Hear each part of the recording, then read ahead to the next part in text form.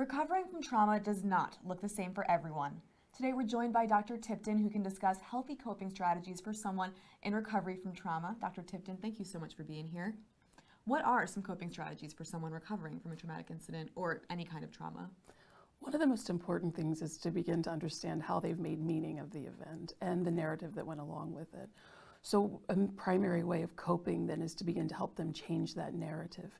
And we do that in a lot of ways, but most specifically, we first focus on the trauma-related beliefs. I did this or this happened, then this must be the case. If this happened, then that must have happened.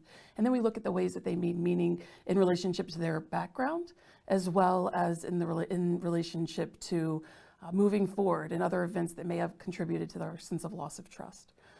From there, we focus on coping. We focus on coping strategies like grounding techniques, mindful meditation, improving sleep quality, helping people to regulate any other behaviors or using even sometimes medications as a way to reduce some of the symptoms that may be interfering with treatment or interfering with recovery around the trauma symptoms. And then finally, the goal is really to connect.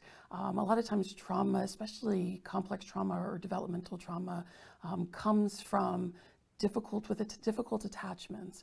And so by doing this, by allowing them or helping them to stop isolating and move toward others, it can really help in their recovery overall. And that's one of the things that Caron does really well, because the very nature of 12-step recovery allows them to establish some degree of connection.